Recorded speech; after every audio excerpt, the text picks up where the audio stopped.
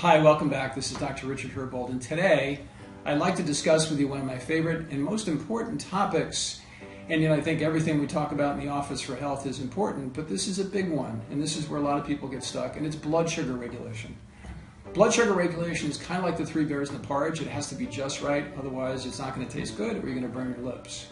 So people who have insulin resistance is a condition or a syndrome preceding diabetes. People who are insulin resistant tend to be bigger, tend to be boggier, tend to be those people who crave sweets in between meals, who eat large meals and want to go to sleep, can't lose any weight at all. That insulin resistance has a whole subset of symptoms that usually go along with the metabolic condition. And then there's reactive hypoglycemia, which is me. And reactive hypoglycemia is people who get hangry. If I don't eat every 3.5 hours, I'm not a pleasant person to be around. That reactive hypoglycemia is basically my blood sugar is going too low versus insulin resistance, which is blood sugar is going too high.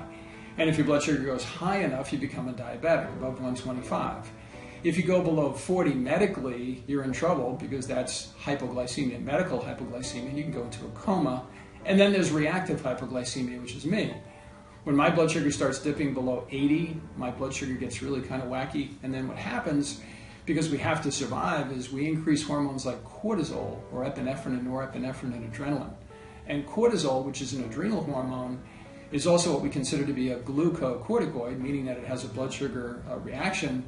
When your blood sugar goes too low, you create a stress response. So you don't have to be chased by a saber-toothed tiger. You could have a problem of having chronic stress by just not eating frequently enough.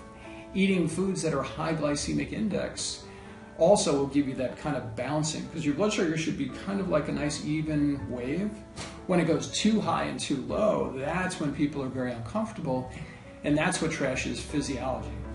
So the motto here and the message here is figure out from your physiology, creating your physiognomy, which is how you look, what your physiology demands. And most people at least need 3 meals a day, balanced proteins and carbs and fats.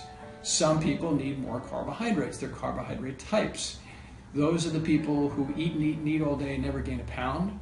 And the people who are insulin resistant tend to be very frustrated by those people looking at them saying, really? And they're allowed to eat a bag of Cheetos and not gain any weight? Well, it's not a healthy lifestyle, but those people are just so constantly in need of carbohydrates that they get away with it, seemingly. They don't from a health perspective, but they don't gain the weight. If anything, because they're malabsorption, they're malabsorbing typically, they're losing weight, and it's harder for them to maintain weight. And I have quite an array of people in the office who have the two ends of the spectrum.